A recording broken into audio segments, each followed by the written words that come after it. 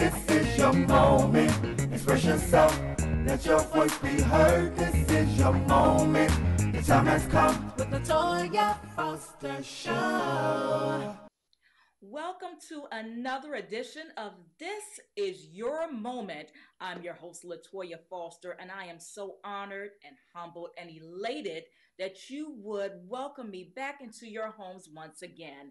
Do I have a show for you today? Now, when our team decided to create This Is Your Moment with Latoya Foster, we looked at it through the lens of these unprecedented, challenging times, and everyone is facing a certain level of uncertainty, and that's okay. But that's why we're here to bring you hope, inspiration, tips, business insight, wealth building, and so much more. So I called on my good friend Armstrong Williams to join us on today's show. Now, Armstrong has been my friend for over 20 years, and Armstrong owns almost 200 television stations across the country and has so many other businesses. Even I learned some things from this interview that you're about to witness. But one thing that always stuck with me that he told me many years ago is that you had to have multiple streams of income. So in today's interview, you're going to hear about that, having faith, seizing the opportunity, what's going to survive and thrive no matter what circumstances come our way. So without further ado, ladies and gentlemen, introducing you to Armstrong Williams. Coming up next. This is your moment. Express yourself. Let your voice be heard. This is your moment. The time has come with the Latoya Foster Show. I am so elated to be joined on my show today with my old friend. You all know him too well. He's armed, he's strong, he's Mr. Right Side, he's everything. Armstrong Williams. Army, how are you, my friend? You embarrass me. I'm honest. How you doing? You know, the Lord is so good, isn't he? All the time. You know, I have no complaints today. I'm good and I'm thankful for it. I'm good. Well, I'm thankful and I'm thankful for you. And I'm thankful for, honest to God, I think it's been 2 decades of friendship. Might be a little longer. Longer. You're trying to hide your age. You better know it. You better know it. No, actually, every day is a good day. I'm happy to claim every one of these years, especially in these unprecedented times. Yes. And speaking of unprecedented times, let's talk about the times we're in, Armstrong, because they are unprecedented, something we've never seen before. You know, we're in a global pandemic. We have people who really need to hear from us today. And I know that your voice is very critical at this moment in time, because right now, today, as we speak, there are business owners across the country, employees across the country who are uneasy and uncertain of their future and what that looks like. Some businesses will never open again. What do you say to those people right now as they're going through this anxiety and uneasiness of what the future holds in store for them? You know, I look at the world not in the context of where we are today. I look at the world from the beginning as a student of history. And I've seen the challenges and the struggles and the atrocities that human beings have faced since the founding and existence of what we call this planet Earth. When you think about the bubonic plague in Europe, where it wiped out almost 50% of the population, almost 50%.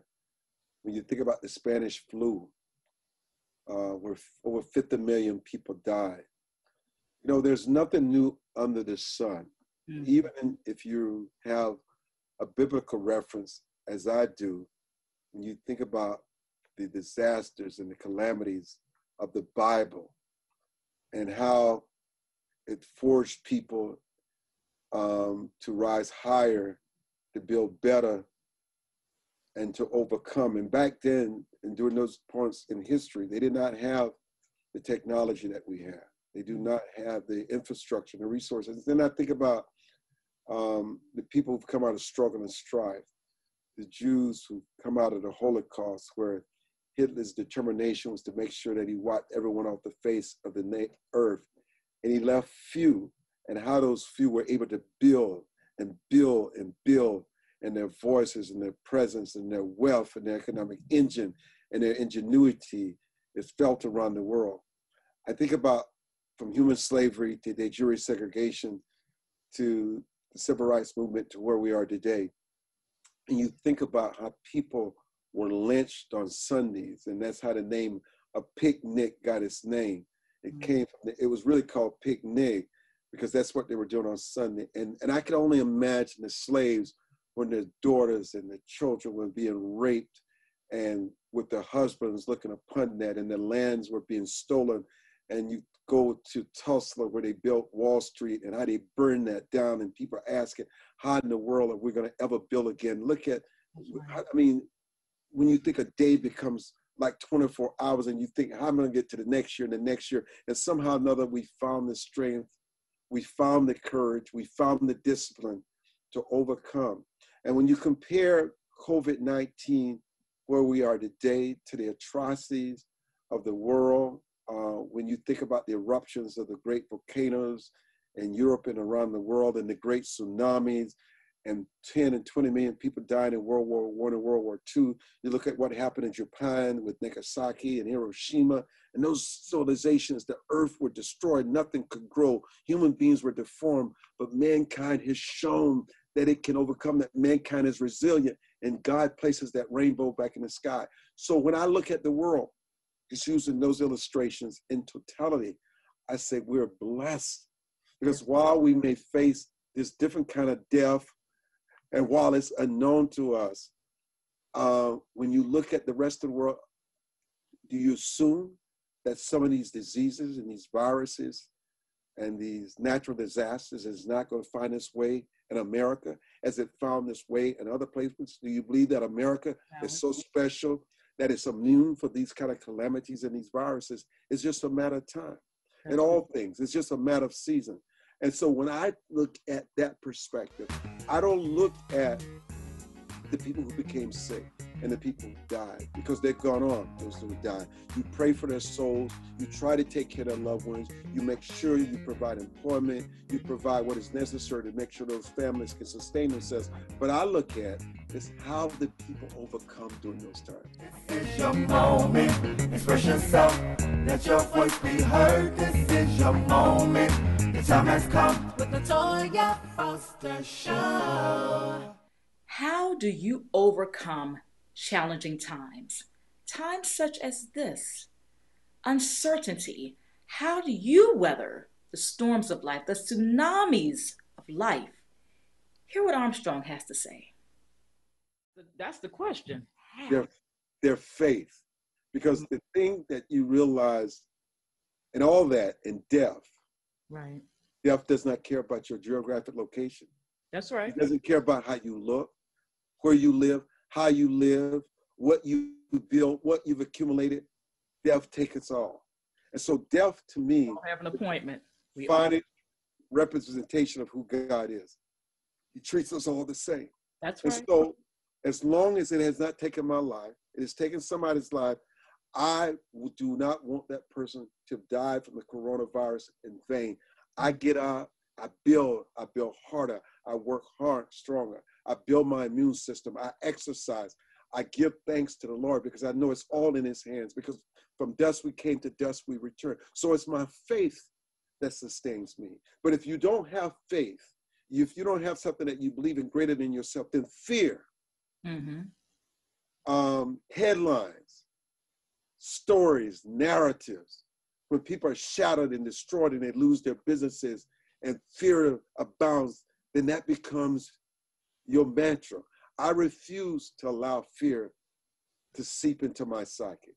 I find faith, and I find courage, and I find strength. And even in that strength, and even at that courage, if it is God's will, that is my life that is taken by COVID-19, that is his will. But until that happens, I'm going to get up every morning. I'm going to fight. I'm going to build. I'm going to make sure that my employees, my executives, my consultants do not miss a meal. They can take care of their family. They can sustain themselves. And when they were weak and their wives were saying, why are you still going to Howard Stark Holdings? They assumed that we would get the virus. And here we are. Here we are. Here we February are. to Here we July. are. Being we're safe. healthy. We're being safe about it, though. Being Yes, safe. yes, I'm being safe. I have my sprays. There we go. I have my sprays. Hand sanitizers, and we got I have my gloves. There we go. I have my mask. All right. Oh, you got the good one. Mask. Yeah, I use common sense. I have that all here. This is your moment. Express yourself. Let your voice be heard. This is your moment. The time has come with the Latoya Foster Show. All right. How many of you have been squirreling away those nuts? Very important that you're always putting something to the side. Doesn't matter how much it is, but something. Squirreling away those nuts for that rainy day. And we know that rainy day is coming no matter what. Hear what Armstrong has to say about squirreling away those nuts and how it changed his life for the better. So we were talking about, Armstrong, 5 streams of income. That was something you advised me of many years ago. You still stand by that? It is. I listen very well. You see, it stayed with my 5 pillars. You've got to 5.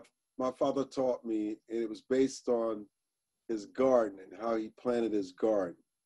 No matter what would go on in the garden, he would find 5 strong vegetables, whether squash, or okra, or tomatoes, or cucumbers, or corn, or sweet potatoes, or Irish potatoes, or butter beans, or peas. My father would find at least 5, and he called it 10, but he labeled it as 5 that will always do well, no matter what we go in that garden. 70% of that garden will do well, and 30% won't. You got to always go, because what happens, and the 70% can sustain the day for the family. And he also believed that even sometimes in that garden, when you grow this garden, you may have a tree in that garden that's been there for 150 years. And because of the way that tree is situated, and it has shade, but it also distorts a certain sunshine, because certain plants need a different era of sunshine in order to grow, in order to thrive. He says sometimes that old tree that's been there for so long needs to be cut down so something else can thrive that never could thrive before. While you hold on to that old bag, sometimes that tree needs to be removed so something else can grow. And he said, you may not see that growth in the first few years, but 10 years down the road, because if you keep living, you're going to get older. Then that tree provides the next food, the next revenue for the next generation. So I learned from farming.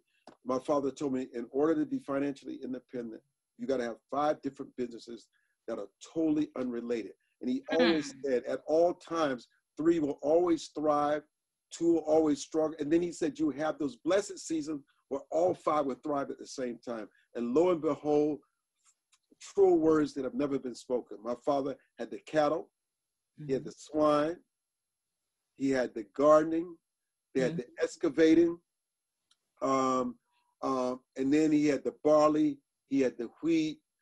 He had so many different businesses that none of them struggled at one time. So when the swine was not doing well, the other 4 were doing well. When the cattle was doing well, maybe something else was not performing so well. But at all times, all 3, at least 3 perform well. And so for me, I was able to do that. I was able to do that in the hotel industry. In the hotel industry? Yes. Okay. I was able to do it in the real estate industry. I was able to do it in the television industry. I was able to do it in the spectrum, in the bid industry. What's the spectrum in the bid industry? It's the spectrum. And the spectrum is how, when your cell phone, you go to a certain area, your cell phone dies and you cannot get service. It's because you cannot get spectrum in that area. And the only people that only control the spectrum are the broadcast companies. And so what the phone companies will come and do, they will buy your spectrum while your signal will go die in that market. they are able to take that spectrum from your broadcast station to create towers so your cell phone service can pick up in that jurisdiction. And so we control that spectrum. A lot of people see us just as broadcasting, as television. That's, programming, yeah. as That's where we content, know you best from. Yeah. But spectrum and retrans is just a bigger part of our revenue stream. And so we were able to develop these businesses that are totally unrelated. And then also, I think even more important than that, my parents always taught us as teenagers, because they would pay us to dig fish bait, they would pay us to work on the farm. And my father said, if I pay you $1, only 80 cents of that belong to you. 20 cents of that you should squirrel away. If I pay you $20, $2 you should squirrel away. If I pay you $100, $20 you should squirrel away. He said, always remember, $20 you want to squirrel away for a rainy day. And he said, if you do that at 18, and that rainy day is coming, the force multiplier effect would kick in and it would be extraordinary. And so I started squirreling away when I was 18 years old, and I was building these other businesses, whether it was in multi-level marketing, whether I was in the travel agency business, whether I was doing all that at 18? Yeah, whether I was in the car dealership business or whether I was in the limousine businesses. I've been involved in all these businesses. I always squirreled away whatever I made. I started squirreling away when I was 18. And he always said this, when you squirrel away, never let your sisters, your brothers, your friends know that you're squirreling away money, and you'll hide money like a squirrel hide the nuts. Because when people know that you have money in your pocket, it bothers them. They want to spend it. They always have something. You better preach. The money burning a hole in their pockets. It burns a hole in their pockets, knowing that you have money in your pockets. Because they're not satisfied. Because most people, when you begin to excel, when you be able to create wealth, and they're not doing the same, there's an envy that sometimes they cannot control. There's a jealousy that sometimes they cannot control. So it's best not even share it. So I squirreled away, and I still squirrel away now. From 18, and when I finally looked at what that was when I was 30 years old, that I squirreled away about $4 million. You squirreled away $4 million, Armstrong, from the time you were 18 to 30 years old. Yes. That's amazing. Just squirreling away. They say you learn something new every day. Now, I've known you, like I said, over 2 decades. I've never known any of this. This is amazing. That's amazing. I had no idea. You asked me about business and not about politics. And I love it. And this is what people need to hear, Armstrong, especially our young people right now, because they're in a different mindset. They're looking at things a little bit differently than our generations and the generations before us. They know about the gig economy and other things, but what you're telling them, I mean, that makes sense for anyone, even if they just started today, squirreling away those nuts. And you're saying from 18 to 30, that's in 12 years from your businesses, because you never worked for anyone. Well, what does that tell you though? That while my checks may have started out with $1 and $5 and $20 from my parents, those checks got much bigger, and I would always scroll away 20% for those checks. That's the real lesson here. Because as you move from 18 to 30 to 40, those checks, if you are an entrepreneur, if you are frugal, if you're able to plan in season that money grow, some of those checks were $50,000, and you scroll that away. And they just get bigger and bigger. And it's a testimony to how much of the wealth and that you created from 18 to the time that you're 30. But that money, that seed money, along with my being involved in other businesses, gave me the freedom that I never had to work because of money. I worked for experience. I wanted to gain knowledge. I wanted to build a network. I wanted to travel the world. And by the time I was 29 years old, when I felt I'd gotten that, I decided I didn't want to work for somebody else. I decided to stop working, and I went out on my own. I didn't have to worry about whether I was going to meet payroll, whether I was going to find the clients. I had the cushion to sustain myself and hire staff until the company got up and running, which took about 2 or 3 years for the company to get up and running. And I was able to sustain the business and the employees and the overhead. And that's the thing. Most people don't have that money squirreled away where they can feel comfortable to take a leap, to take that risk. They want to do it. They're standing on the sidelines. They're thinking about, I've been wanting to start this catering business. I've been wanting to start this transportation business, but I don't have it. I just don't have it, The other thing too is this. I know people are individuals and people are so different. Some people are never satisfied when they make money. They just got to spend it on something. They got to get a fancy car. They got to get a fancy watch, fancy The bling lifestyle. fancy hat, The bling. fancy apartment with fancy furniture.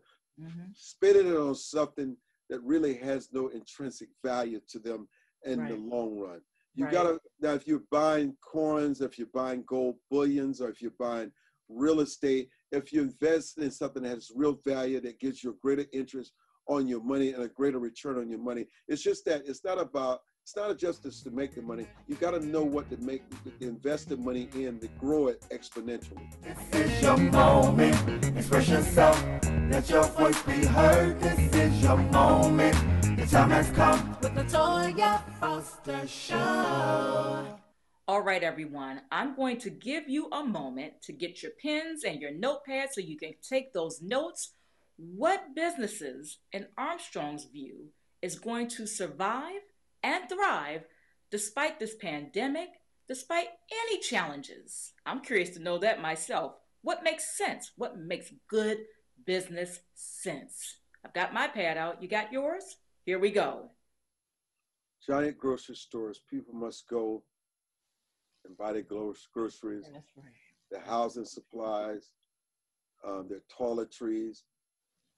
I don't care what's going on. People are going to get to the places like the Walmart, the CVS, the dollar stores, the Kmart. It will survive. The broadcast industry will survive. People, where they normally would get their information on their devices, or if it was the iPad or the iPhone, if you watch the press conferences, whether it's the President of the United States, or Dr. Fauci, or Andrew Cuomo in New York, people turn on their televisions because they want to see it. They want to know what's going on in real time. So people are getting their information from broadcast television. They're turning on their local television station to find out what's going on with COVID, where it's spiking, the danger areas, encouragement. If there are floods, if there are hurricanes, people are turning on their televisions. In fact, in our local markets where we are on television stations, our numbers are up by 60, 70%. It's unprecedented. So these little gadgets that people are accustomed to watching and empowering in the past is just a figment of their imagination. They're going to broadcast stations. Also, people need gasoline, the fuel industry, the oil industry. Even though the prices are low, people are going to still have to buy fuel. They're going to still have to gas up. People are going to still buy cars, whether you believe it or not.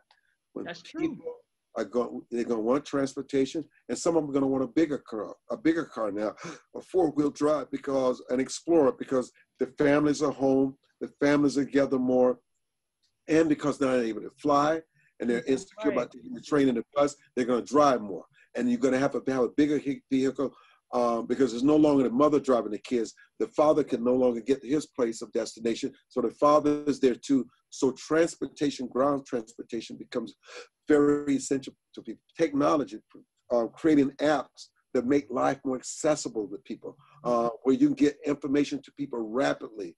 The technology, if you can find a better mousetrap, is always going to do well for people. Listen, I'm telling you, hair salons. If people were to open hair salons, women are going to have their hair taken care of. They're going to have their eyebrows, their makeup. They're going to want to look good after being shut up for 2 or 3 months. And you ain't never lied. They're going to find you it. have to find a way for that one. And they don't want to do it themselves. They don't want to do it. They want to be pampered. We tried it for a minute. We tried. Yeah, they're going to get to those places. And how you reopen those places and what you offer people who want to get the beauty and the haircuts makes all the difference in the world. You got to offer them an experience where they said, you know what, this is where I want to come. Because you know what, people have been on lockdown and locked up and deal with the kids, dealing with their spouses, dealing with each other and isolated. And they just want to sometimes get out and look in restaurants. Eventually, if you're opening up that patio, and you're seeing it now, no matter what people may say about COVID-19 and it's spread, people, if they can eat outside, they want to live. They do not want their freedoms limited, and they're going to take a risk. And beaches. Ooh, that's a risk.